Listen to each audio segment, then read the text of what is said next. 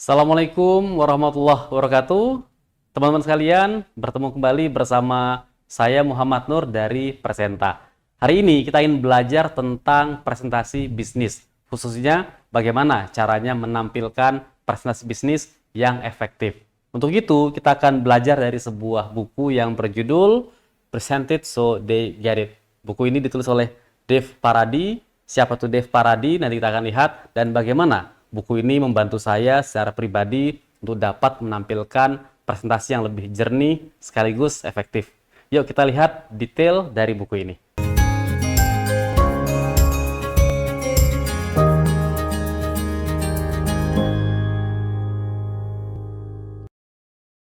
Teman-teman sekalian, kita akan coba membahas buku Present It So They Get It karangan Dave Paradi. Sebelum kita melihat jauh ke buku ini, kita ingin kenal dulu nih, siapa sih sang pengarang buku.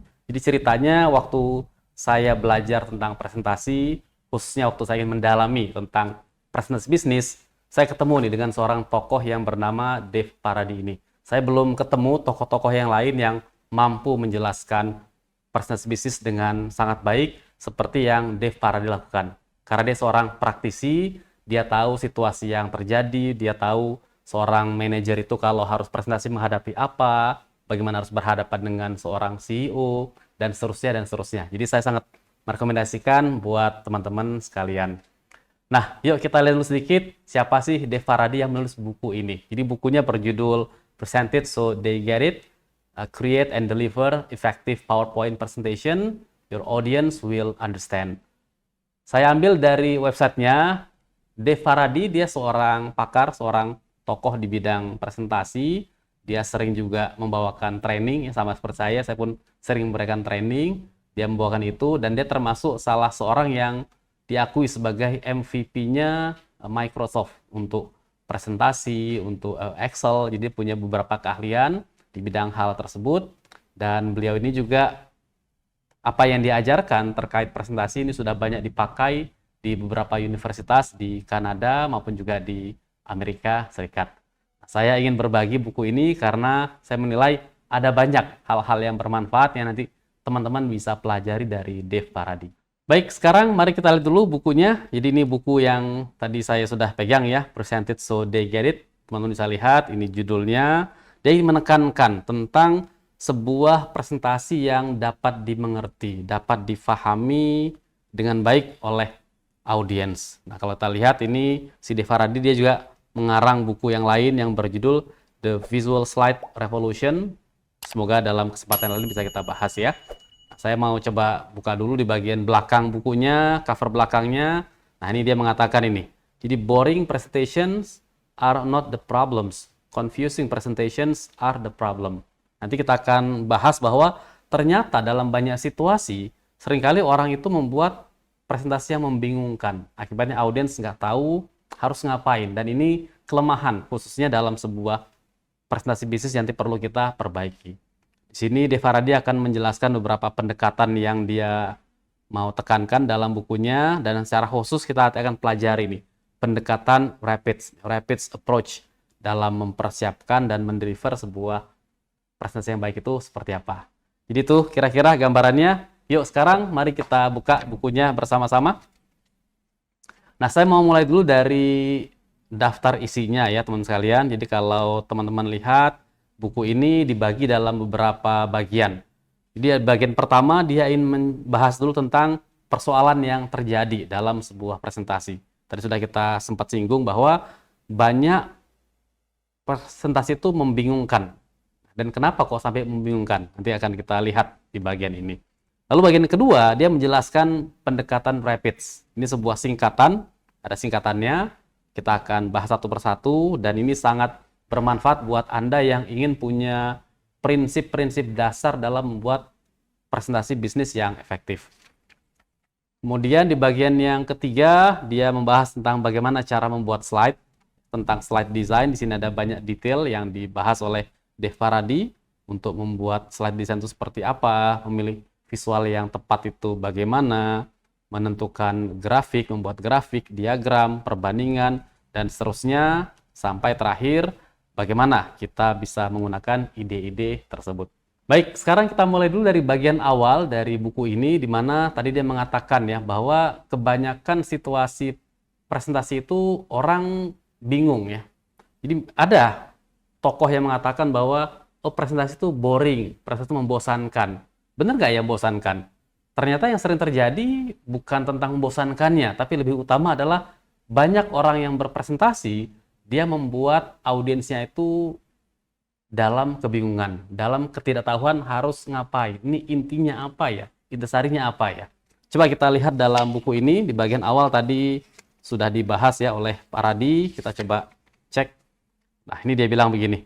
Jadi kenapa kok kebanyakan presentasi membingungkan, confusing? Dia bilang bukan karena faktor boringnya, tentu ini bisa jadi salah satu faktor, tapi yang utama adalah, nah ini dia, saya sudah tandai di sini, bahwa presenter itu seringkali tidak punya sesuatu yang berharga untuk disampaikan atau dijelaskan kepada audiensnya. Ini membuat sebuah presentasi menjadi membingungkan.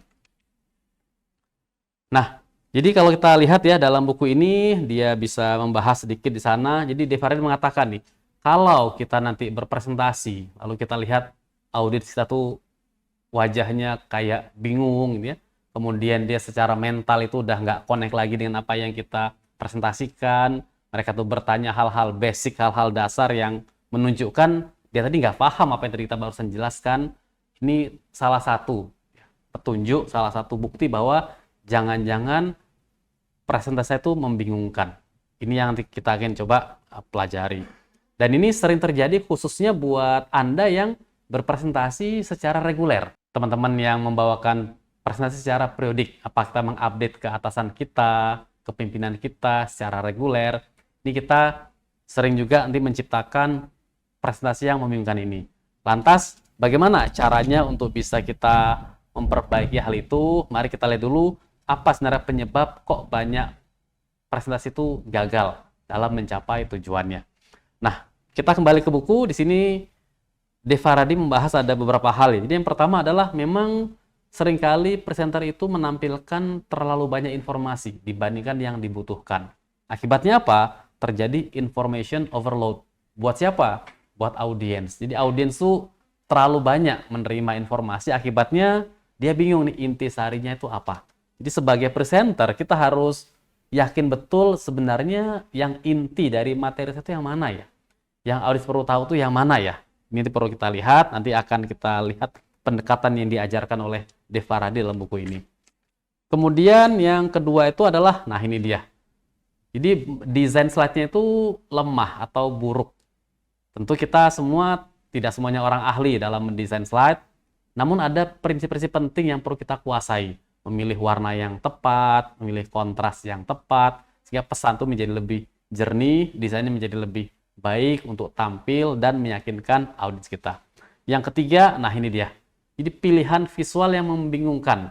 Saya sudah sempat bahas di video sebelumnya tentang visualisasi bisnis ya, visualisasi data. Jadi teman-teman bisa melihat bahwa salah pilih visual, walaupun datanya benar, walaupun grafiknya masih dibilang benar, itu akan membingungkan, akan memperlambat audiens menangkap intisari dari yang kita bahas. Dan yang terakhir, nah ini dia. Seorang presenter itu kenapa kok membuat audiens jadi bingung? Karena kita ya kurang persiapan.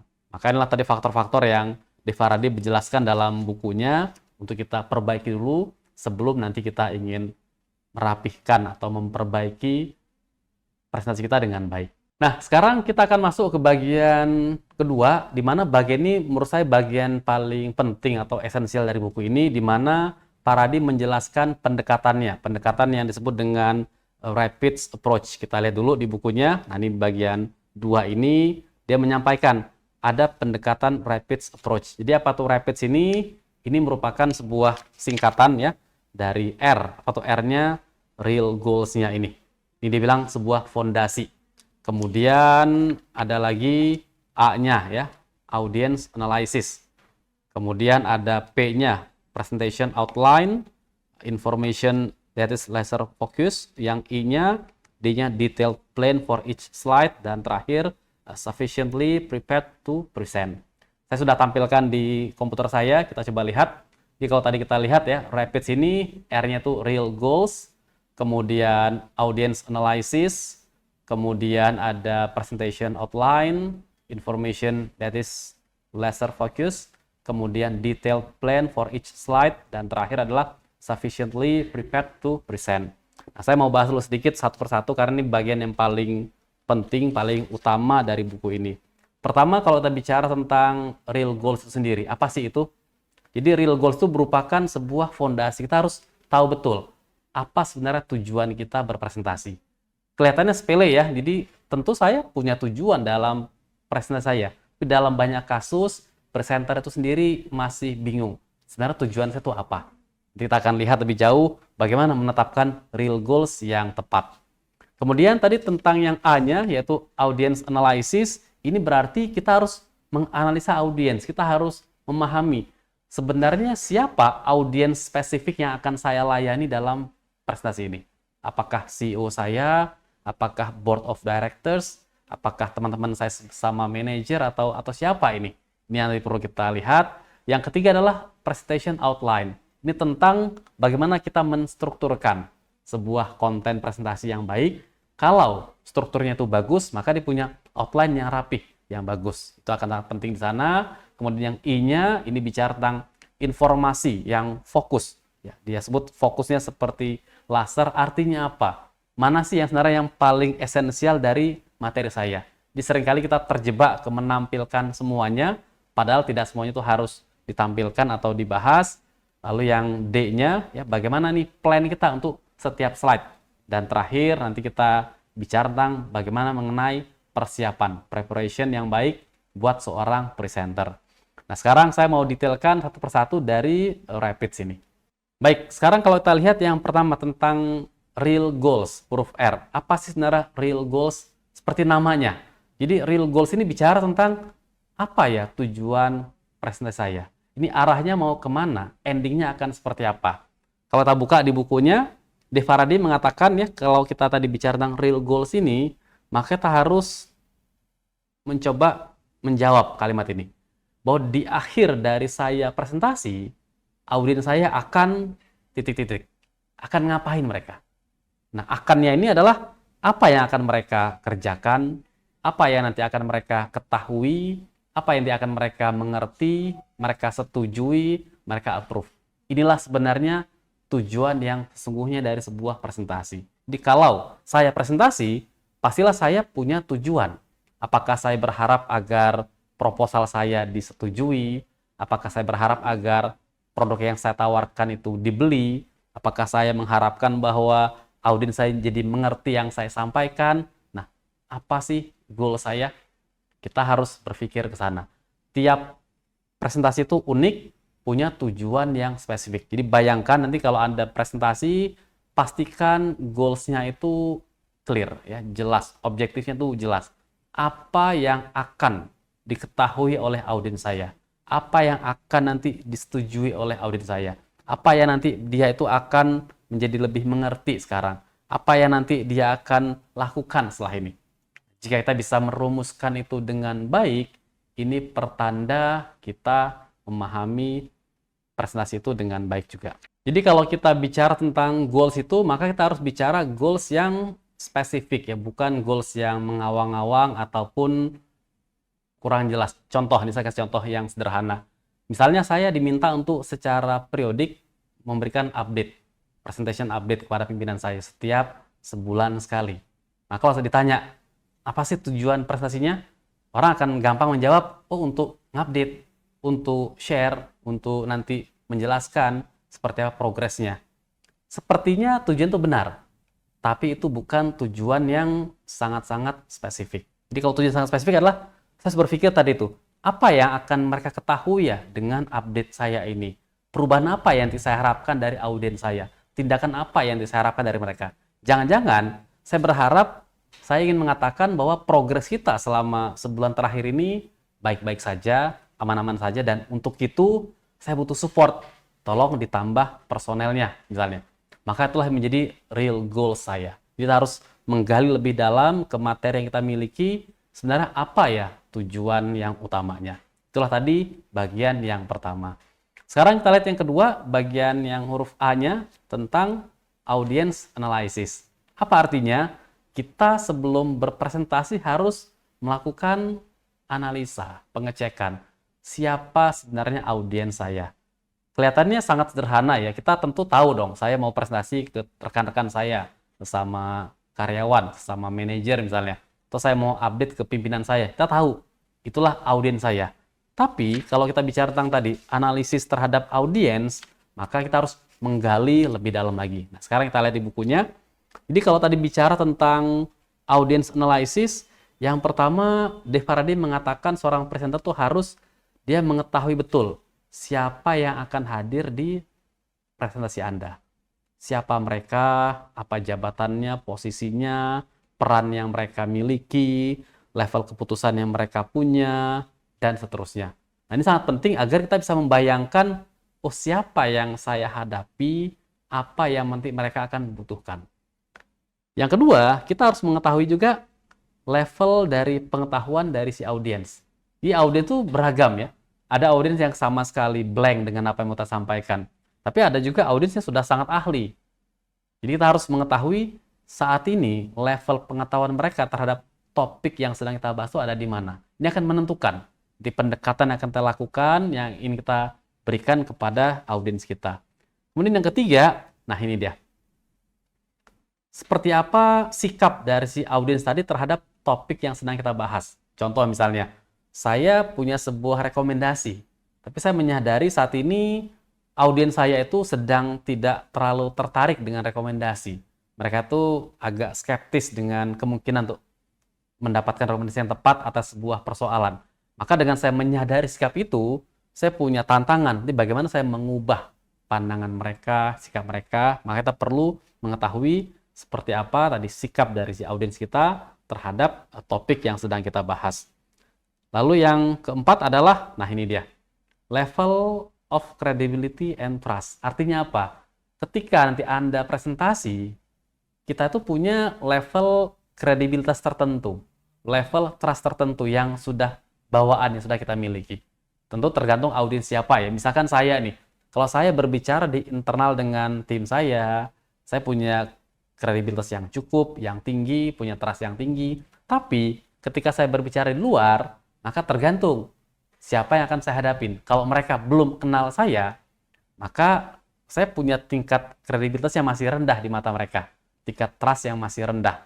Maka kita harus memikirkan bagaimana caranya untuk menunjukkan sisi kredibilitas tadi dengan tepat maupun trust yang tepat kepada si audiens. Dan yang terakhir adalah, nah ini, seringkali kalau kita berpresentasi khususnya ke level yang lebih tinggi, ya, orang yang punya keputusan yang besar, maka kita harus mengetahui style mereka seperti apa, format yang mereka suka itu seperti apa. Jadi jangan sampai Anda presentasi nih ke BOD, mereka minta hanya 2 slide saja, tapi Anda siapkan 15 slide. Itu udah pasti bahwa sejak awal kita udah akan mengalami problem besar, kok 15 slide yang dibuat, bukan 2 slide seperti yang diperintahkan. Itu adalah tadi stylenya. Maka dengan cara ini, dengan cara melakukan tadi audience analysis, kita jadi tahu betul, oh saya akan menghadapi orang itu. Dia itu akan nanti perlunya begini, dia tuh punya keputusan seperti ini, dia punya power seperti ini. Ini yang sudah dia ketahui topik ini. Dan ini sikap yang dia pegang saat ini. Saya tahu jadinya mau mengarah kemana dalam sebuah presentasi. Selanjutnya kita lihat yang ketiga, huruf P-nya, presentation outline. Jadi apa itu presentation outline? Seperti namanya ini bicara tentang outline ya. Bicara tentang skema ataupun struktur dari materi presentasi kita. Apa yang diajarkan oleh Dave Faraday? Dia mengatakan seorang presenter itu perlu memetakan nih. Jadi memetakan presentasi yang kita miliki. Simpelnya dia cerita tentang GPS. Kalau saya tahu tujuan saya itu kemana, misalkan saya mau pergi, teman-teman sekarang mau pergi, apa yang kita lakukan?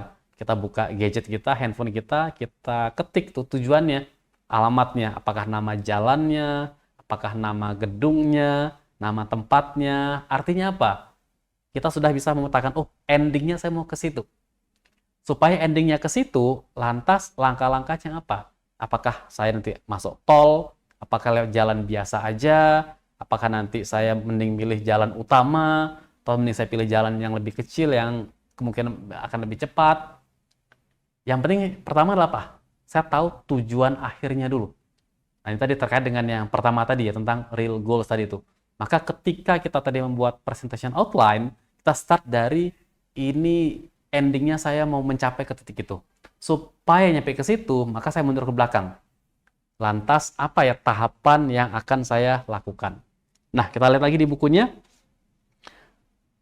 Paradi mengajarkan bahwa kita harus mencoba tadi memetakan presentasi kita mulai dari apa? Mulai dari level yang tertingginya dulu nih. Jadi outline yang paling besarnya dulu, kemudian area-area yang mau kita cover dalam topik tersebut. Area-area kuncinya, area-area utamanya. Nah, dari sini kita akan tahu, sama kayak kita tadi mau jalan, kita tahu saya akan melewati jalan ini, saya akan masuk tol di sini, keluar di sini, dan seterusnya. Lalu dia mengajar tentang bagaimana membuat tahapan-tahapan ya, sequencing dari poin-poin kita. Gunanya apa? Agar nanti yang kita paparan itu punya logiknya. Jadi kalau kita berpresentasi, kita seringkali membahas sebuah analisis yang kita lakukan sampai nanti ada sebuah kesimpulan, sebuah ending, sebuah tujuan, sebuah proposal. Kenapa saya mempropose seperti ini? Kenapa saya merekomendasikan seperti ini? Maka mengurutkan dengan tepat ini menjadi penting buat audiens kita. Dan yang ketiga adalah, nah ini kita lihat ya bahwa kita harus nanti memikirkan untuk saya bisa membawakan dengan baik materi saya, maka saya butuh supporting information apa saja. Data apa yang saya mungkin harus tampilkan, apakah saya butuh nanti pendapat dari seorang expert di bidang itu, apakah saya punya data tertentu yang akan mendukung argumentasi yang mau saya sampaikan, dan seterusnya. Lalu kita buat tadi outline yang lebih detail. Nah, di sini ada satu poin yang sangat menarik ya. Dave Paradi menggambarkan sebuah skema. Kalau saya boleh jelaskan sedikit skemanya, misalkan ini, kita angkat sebuah topik bahwa ada sebuah problem, di mana problem itu nanti Anda akan menawarkan sebuah solusi. Dan dari solusi itu nanti Anda akan jelaskan seperti apa secara pembiayaannya. Maka kita bisa buat skema kasar atau outline kasar seperti ini. Di pertama problem description, kita deskripsikan dulu ini apa problemnya. Dalam kasus ini dia bilang apa tuh? Ada part dari sebuah mesin yang rusak ya, yang patah, yang bermasalah. Untuk menunjukkan poin itu, nanti kita akan butuh sebuah foto misalnya. Kemudian apa akibatnya dari part yang bermasalah tadi, yang rusak tadi itu? Terjadi barang-barang kita yang return, yang dikembalikan oleh pelanggan. Di barangnya ditolak, di reject oleh pelanggan, mereka minta ganti lagi. Maka kita bisa menunjukkan seperti apa nih grafik return-nya, pengembalian dibandingkan yang sebelumnya. Maka ini untuk menunjukkan apa nih? Ini untuk menunjukkan tadi problem description-nya. Ada persoalan seperti ini. Kemudian dilanjutkan di solusinya. Terhadap hal ini, maka katakanlah saya punya sebuah solusi, yaitu untuk mencoba mereview ya, proses yang ada. Seperti apa ini? Maka saya akan tampilkan proses new process diagram yang seperti apa, kemudian saya akan tampilkan foto-fotonya. Inilah sebagai apa tadi? Sebagai solusi untuk mengatasi kasus part yang rusak tadi itu. Dan terakhir adalah tadi saya ingin menampilkan secara costingnya itu bagaimana, costing one time-nya itu apa. Kalau kita punya modal itu kan ada namanya untuk biaya utamanya ya, dan nanti yang unit cost-nya yang terkait unitnya itu berapa. Nah, kita mungkin butuh spreadsheet, butuh hitungan-hitungan yang menampilkan, mensupport. Ini tadi sebagai sebuah contoh bahwa kalau saya punya outline yang jelas, saya akan punya gambaran dari hal yang besar dulu. Oh, saya mau menampilkan ada persoalan ini. Gara-gara persoalan ini nanti kita butuh solusi yang begini. Dan solusi ini nanti ini, kira-kira hitung-hitungannya, plus minusnya, dan seterusnya. Dan ini contoh tadi kita mencoba membuat sebuah outline yang baik. Sekarang yang keempat tentang information yang fokus. Seperti apa sih informasi yang fokus itu? Di sini kalau kita perhatikan di bukunya, Pardi menjelaskan, saya sangat senang dengan kalimat ini. Jadi dia bilang apa nih? A confused mind never makes a decision. Jadi kalau Anda berpresentasi, pimpinan kita terus bingung, nggak ngerti, atau dia ragu-ragu, apa yang terjadi? Dia tidak akan ambil keputusan apapun. Kalau kita tadi minta supportnya, nggak dikasih support. Kita minta tambahan budget, nggak dikasih budgetnya. Kita minta tambahan personel, nggak dikasih personelnya. Kenapa? Karena dia masih bingung, dia masih ragu, dia masih belum yakin. Akibatnya apa yang terjadi? Akan ditunda gitu ya. Dia akan nanti minta kita, tolong kamu gali lagi lebih jauh lagi, kasih supporting information yang lebih banyak lagi. Dia bahkan mungkin juga mengarahkan ke arahan yang berbeda dibandingkan yang sebelumnya sudah direncanakan atau dipersiapkan. Itulah kalau informasi kita tidak fokus. Nah, lantas bagaimana caranya agar kita itu nanti bisa fokus dalam menampilkan informasi dalam sebuah presentasi? Bayangkan waktu Anda itu terbatas, berharga. Waktu audiens kita juga sangat berharga. Kalau Anda harus presentasi ke pimpinan misalnya, ke direksi atau ke CEO, waktu mereka nggak banyak. Jangan-jangan kita hanya dikasih waktu 10 menit untuk memaparkan. Bagaimana dalam tempo yang singkat itu kita bisa memberikan informasi yang tadi sangat fokus sekali. Maka ada beberapa tips yang diajarkan oleh David Paradi ini. Yang pertama dibilang ini, coba gunakan pertanyaan. Strategi yang pertama nih, gunakan strategi bertanya. Seperti apa pertanyaannya? Kita tanyakan nih ke diri kita nih. Apakah informasi yang mau saya tampilkan ini akan membuat audiens saya itu lebih dekat kepada goal dari presentasi saya? Dan misalkan saya presentasinya goalnya agar proposal saya disetujui dan dipakai. Kalau yang saya tampilkan akan ke sana nggak? Kalau iya, itu boleh kita pakai, tapi kalau enggak, tinggalkan. Lalu pertanyaan kedua nih, apakah ini merupakan sebuah ringkasan ya, dari hasil sebuah pekerjaan, atau ini detail bagaimana pekerjaan itu dilakukan? Kenapa kok pertanyaan penting untuk disampaikan? Terkadang kita sudah melakukan analisa yang panjang. Karena kita sudah menganalisa, kita punya banyak data. Semua data yang ditampilkan. Itu menunjukkan apa? Menunjukkan bagaimana pekerjaan itu dilakukan. Bagaimana analisa itu dilakukan. Apakah itu penting? Dalam berawal itu penting. Tapi dalam konteks kita ingin tadi, laser focus tadi itu, maka fokus utama adalah inti atau summary dari hasil kerja itu apa sebenarnya. Nanti kita tampilkan lebih dahulu. Sedangkan bagaimana itu dilakukan, itu sebuah tambahan informasi pendukung atau supporting information. Jadi ketika nanti kita punya keterbatasan waktu, yang kita tampilkan adalah summary-nya. Tapi ketika nanti audiens menginginkan sedikit prosesnya ke belakang, kita bisa tampilkan hal tersebut. Dan pertanyaan ketiga adalah, nah ini dia. Apakah kita menampilkan slide, ya, membuat tadi data-data tertentu, just in case ini dibutuhkan. Just in case nanti ini mungkin ditanyakan. Kalau sekedar just in case, maka itu bukan fokus materinya. Jadi fokus materi itu haruslah sesuatu yang memang ini yang saya harapkan orang tahu. Ini yang saya harapkan orang akan dengarkan. Ini yang saya harapkan orang akan nanti pikirkan. Itu tadi teknik yang pertama, kita gunakan tadi 3 buah pertanyaan. Mulai dari apakah ini akan membuat audiens lebih dekat ke tujuan kita, apakah ini sudah merupakan summary-nya, dan juga apakah ini just in case atau sesuatu yang memang esensial. Pendekatan yang kedua adalah ini pendekatan 3R. Apa itu 3R itu? Pertama kita ranking dulu. Kita atur nih urutan kepentingannya. Dari yang paling penting, penting berikutnya, penting berikutnya. Walaupun semuanya terlihat penting dari materi kita miliki, semua data itu kelihatan berguna, kelihatan harus ada, tapi dia pun punya tingkat kepentingan tertentu. Jadi urutkan tadi, ranking, dari kita tahu, semakin rendah rankingnya, semakin menjadi pilihan terakhir untuk kita bahas. Kita hanya akan bahas yang rankingnya tinggi terlebih dahulu. Yang kedua, walaupun tadi sudah di ranking, kita sekarang bisa reduce.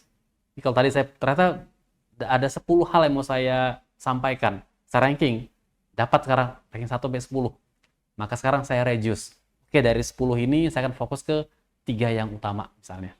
Maka 7 yang lain itu tidak terlalu penting. Artinya apa? Kalau mereka sudah paham di 3 yang pertama, 7 yang itu akan otomatis mengikuti. Dari sana setelah kita reduce, kita apain? Kita rephrase. Apa tuh rephrase? Kita lihat lagi, apakah ini sudah tepat dibahasakan dengan cara seperti itu, atau ada cara membahasakan yang lain yang lebih tepat. Maka nanti ini akan lebih menggambarkan hal yang lebih pas lagi buat paparan kita. Dan yang terakhir adalah, nah ini dia, strategi yang ketiga, kita mencoba mengarahkan audiens dari data ke insight. Diurutanlah dari data ke information, ke insight. Apa tuh data? Simpelnya data itu adalah raw numbers. Teman-teman ketika menganalisa sesuatu ada datanya. Kita analisa, kita ada skemanya, ada totalnya, ada perkaliannya, ada segala macam. Itu adalah tadi raw numbers itulah data. Ya. Kemudian data tersebut berubah menjadi informasi. Ketika apa?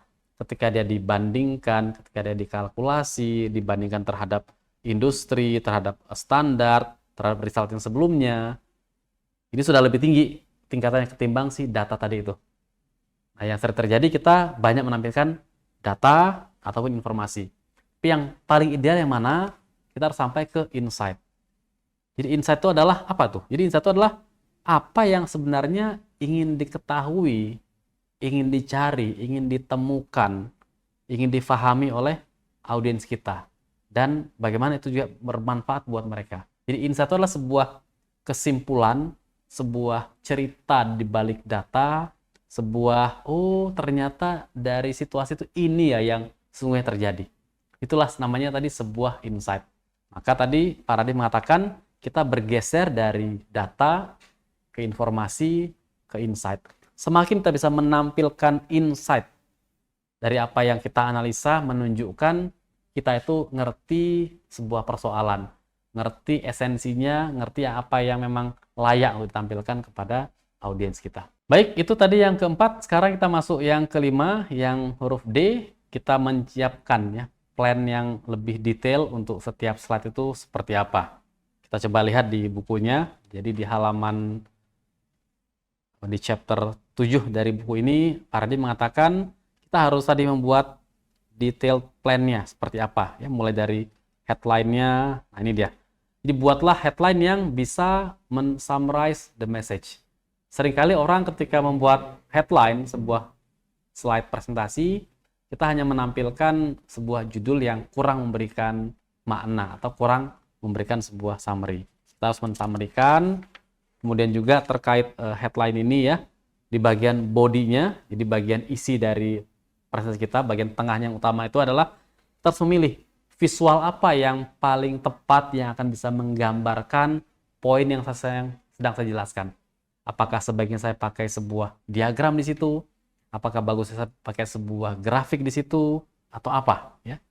Nah, nanti kita coba juga pikirkan juga untuk penampilan itu saya butuh data apa, saya butuh supporting information apa, itu bisa kita tambahkan di sana. Saya mau kasih satu contoh tentang hal ini, khususnya bagaimana tadi kita mencoba membuat headline sebuah slide. Saya akan ambil sebuah slide dari kasus data analisis yang kita miliki sebelumnya. Nah, misalkan saya punya slide seperti ini ya, judulnya perbandingan penjualan 3 produk. Apakah ini judul yang baik? Sekilas sepertinya benar judulnya, nggak ada masalah. Karena memang yang dibandingkan 3 buah produk, ada A, B, dan C. Tapi kalau tadi kita kembali ke tips yang Paradi katakan, apakah ini sudah men-summarize isi dari slide tersebut? Maka jawabannya belum. Kalau saya summarize, apa yang saya lakukan? Saya analisa slide ini, saya pahami esensinya apa, saya tangkap insight-nya apa, tadi dari data ke informasi ke insight, lalu saya simpulkan judulnya, saya ganti judulnya. Sekarang saya bilang, produk kita berhasil memimpin pasar hanya dalam 3 tahun sejak diluncurkan. Lihat juga di situ ada keterangannya. Maka sekarang kalau kita bandingkan antara kedua slide yang pertama dan yang kedua, maka slide yang kedua itu judulnya lebih kuat, lebih mampu mensummarikan atau meringkas dari esensi dari slide tersebut. Nah, tadi contoh sebuah slide yang fokus, yang tadi ada plan yang jelas untuk tiap informasinya. Kita tahu judulnya seperti apa, kita tahu visual apa yang mau kita tampilkan di sana, bagaimana cara menonjolkannya, kita tahu narasi apa yang perlu ditekankan, ditambahkan, sehingga audiens tidak akan salah paham terhadap apa yang sedang Anda jelaskan. Nah, sekarang poin yang terakhir dari rapid approach ini adalah yang S, bagaimana kita mempersiapkan ya dengan baik dalam sebuah presentasi. Kalau kita lihat di bukunya, di sini saya sangat senang ya, Paradi mengangkat tentang topik practice and rehearse. Jadi apa itu practice and rehearse ini? Practice secara sederhana, ya kita berlatih. Kita mencoba mempraktekkan presentasi kita. Misalkan saya mencoba berlatih openingnya. Selamat pagi Bapak-Ibu sekalian, hari ini saya mau paparkan rekomendasi terkait isu yang kita alami di pabrik selama 6 bulan terakhir. Itu saya berlatih misalnya, seperti itu. Apakah bagus praktis? Tentu sangat bagus sekali. Namun ingat dalam banyak kasus, khususnya untuk presentasi yang penting, Anda nggak cukup hanya praktis saja. Tapi Anda butuh rehearse. Apa itu rehearse? Di rehearse ini ibaratnya kita benar-benar mencoba berdiri, membawakan, merunning presentasi yang sudah kita buat dari awal sampai akhir. Gunanya apa? Agar kita merasakan, oh ini yang sudah tepat, ini yang belum. Kalau perlu ada orang yang kita undang, teman kita, untuk mencoba mendengarkan, untuk memberikan masukan, feedback. Dari situ kita perbaiki. Jika Anda melakukan tadi practice dan rehearse dengan baik dan benar, itu artinya apa? Kita benar-benar sudah well prepared untuk sebuah presentasi. Khususnya kalau itu hal yang penting, maka teman-teman sebaiknya lakukanlah yang practice and rehearse ini dengan baik. Tidak hanya itu, kalau tadi kita baca di detail dari buku ini ya, saya nggak akan bahas semuanya. Intinya adalah seorang presenter yang hebat itu karena memang dia punya persiapan yang matang. Jadi dia tahu nanti saya akan presentasi di ruangan yang mana, jam berapa, peralatannya seperti apa aja yang saya butuhkan, apakah ada yang butuh di print out, dan seterusnya. Semakin kita persiapannya itu matang, maka semakin kita siap untuk membawakan dan mendeliver sebuah presentasi yang powerful kepada audiens kita. Jadi itulah tadi pendekatan rapid approach. Kita lihat lagi, pastikan goals-nya itu jelas, ya. Apa yang kita harapkan dari audiens kita, tindakan apa yang akan mereka kerjakan, kemudian lakukan analisa terhadap audiens, siapa mereka, apa jabatannya, apa kepentingan mereka terhadap materi yang Anda bawakan, apa yang mereka sudah ketahui, yang mereka belum ketahui. Presentation outline coba strukturkan, mulai dari yang paling penting, yang utama, tujuan akhir itu mau kemana, struktur besarnya itu apa saja, supporting information apa, lalu kita tadi fokuskan informasi kita tampilkan ke esensinya, dari yang tadinya hanya data, kita ubah ke informasi, kita ubah ke insight. Tadi kita ajukan pertanyaan, apakah kalau ini saya tampilkan mengarahkan audiens ke tujuan apa enggak, dan seterusnya. Kita rencanakan tadi detail dari setiap slide. Ini judulnya akan seperti ini, headline-nya, nanti kontennya itu akan saya pakai tabel di sini, akan saya pakai grafik di situ. Kita buat detailnya, dan kita pun tadi mempersiapkan secara matang, ya, baik itu dengan cara mempraktekkan, dengan cara juga merehearse apa yang mau kita presentasikan. Nah, sekarang kita lihat bagian yang sangat menarik juga dalam buku ini. Saya melihat ya bahwa Paradi kemudian menjelaskan bagaimana dia mencoba mengaplikasikan rapid approach ini ke dalam beberapa konteks atau situasi presentasi yang berbeda. Yuk mari kita lihat. Itu dibahas di chapter 9 dari buku ini, yaitu Applying the Rapid Approach to Common Presentation, dia bilang. Jadi ada 4 tipe presentasi yang dibahas oleh Paradi di sini. Saya nggak akan lihatkan ke bukunya karena sudah saya coba summary-kan buat teman-teman sekalian. Kita sekarang lihat ke slide. Di pertama kita lihat dulu apa saja sih tipe presentasi yang sering muncul. Yang pertama adalah kita berpresentasi dalam rangka memberikan sebuah training, sebuah pelatihan, atau sebuah pendidikan. Ini kebetulan saya sangat sering yang begini nih. Saya berpresentasi dalam rangka mengajar, mentraining, ingin sharing sesuatu. Nah, biasanya kalau kita buat seperti ini, natur dari presentasi itu adalah kita ingin men-share sebuah pengetahuan tertentu, atau kita ingin mentransfer sebuah skill tertentu kepada audiens kita. Itu tipe atau model yang pertama dari sebuah presentasi. Yang kedua adalah kita berpresentasi untuk menyampaikan sebuah update, sebuah status dari sebuah project, sebuah review dari penjualan, sebuah briefing. Nah, ini seringkali dipakai oleh siapa nih? Teman-teman yang harus melakukan update bulanan, ya, report bulanan, apakah juga report tahunan, update 3 bulanan, dan seterusnya. Nah, naturnya adalah kita mengupdate audiens kita apa yang sedang terjadi, seperti apa progresnya. Yang ketiga adalah sales presentation. Ini buat teman-teman yang sering berjualan, ya, sales, maka naturnya adalah tentu kita ini mendapatkan persetujuan dari audiens terhadap apa yang kita tawarkan ke mereka. harapan akhirnya tentu kita harapkan mereka ingin membeli apa yang kita tawarkan tadi itu. Dan yang keempat adalah kita mempresentasikan sebuah rekomendasi, di mana naturnya kita merekomendasikan apa nih solusi yang terbaik yang bisa kita berikan berdasarkan analisa yang sudah dilakukan. Jadi inilah 4 tipe informasi atau 4 tipe presentasi yang mungkin untuk kita tampilkan. Nah, sekarang kita ingin coba analisa real goals-nya itu apa. Contoh yang pertama ini, training dan education. Sepertinya kan gampang ya. Ya pokoknya share aja. Kan kita mau sharing, kita mau ngajari sesuatu. Tinggal di-share kan selesai. Iya, sepertinya sederhananya begitu. Tapi tidak sederhana itu. Jadi kalau kita tadi ingin berpresentasi dalam konteks training ataupun tadi sebuah konteks pendidikan, maka sebenarnya apa sih real goals-nya? Kita mulai pakai dari pendekatan rapid tadi ya, dari R-nya dulu nih. Di real goals-nya itulah kita ingin mentransfer sebuah pengetahuan sebenarnya kepada audiens. Dan ingat, seringkali tidak hanya mentransfer pengetahuan, tapi kita juga ingin membantu mereka bagaimana ini nanti bisa diaplikasikan, diterapkan, dikerjakan dalam pekerjaan ataupun hidup dari si audiens tersebut. Maka inilah yang menjadi real goals-nya. Contoh, misalkan saya ngajar tentang topik decision making buat para manajer. Tentu saya nggak hanya sekedar sharing, caranya begini loh kalau decision making. Iya, itu saya akan sampaikan begitu. Tapi bagaimana nanti mereka menjadi tertransfer, mereka jadi paham, oh begitu ya caranya melakukan pengambilan keputusan. Oh seperti itu ya cara menstrukturkan pikiran. Oh begitu ya caranya untuk membandingkan di antara beberapa opsi. Dia tadi tahu caranya dan dia juga tahu oh cara mengaplikasi seperti ini.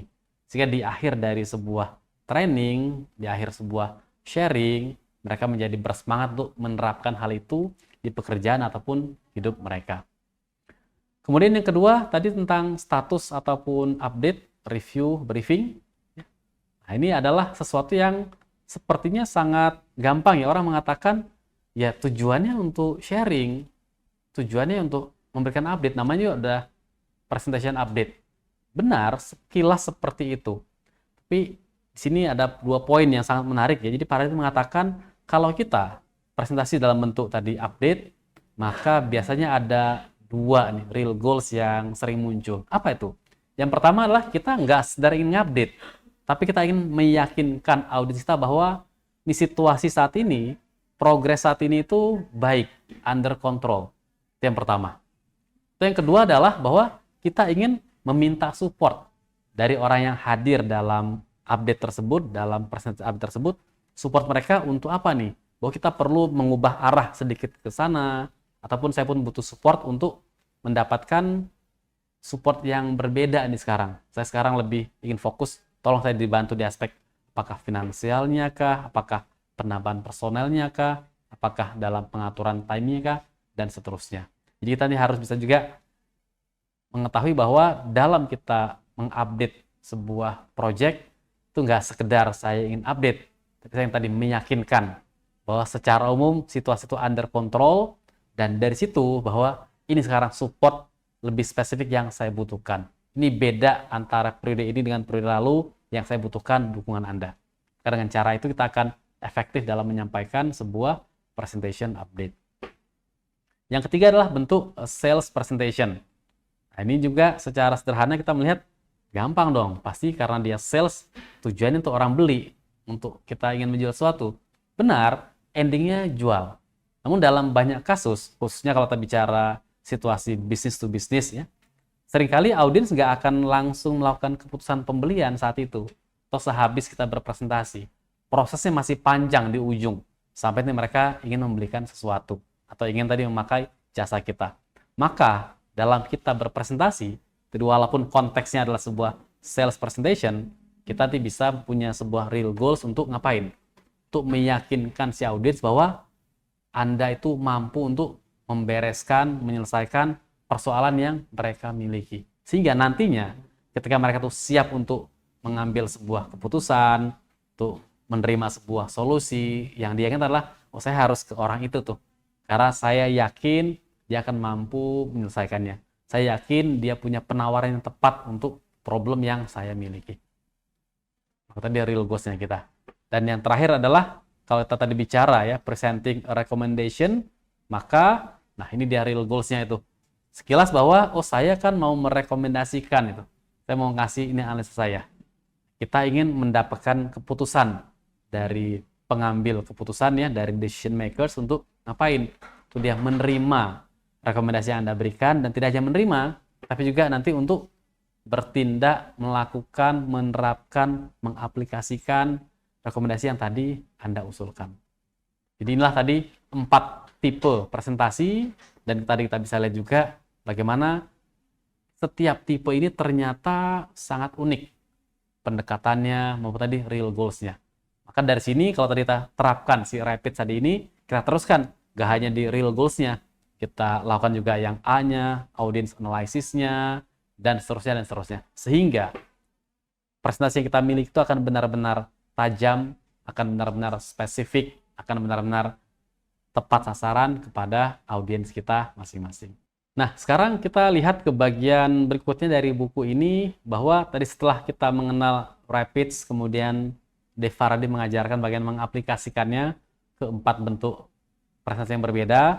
Dia juga membahas tentang slide design. Jadi kalau kita lihat ya, di sini ada beberapa tips untuk slide design, mulai dari memilih warna yang tepat supaya kontrasnya itu cukup. Kemudian juga nanti bagaimana dia mengajarkan kita untuk memilih headline ya, headline yang tepat untuk sebuah slide. Tadi sudah saya jelaskan cara memilih headline-nya itu seperti apa.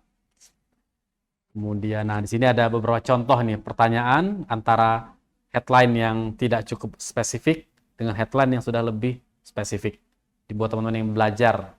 Kalau dalam bahasa kerennya ini namanya powerful headlines. Di headlines yang berupa ringkasan, berupa kesimpulan, headline yang menggambarkan apa yang kita inginkan dari audiens untuk slide tersebut, spesifik untuk slide tersebut.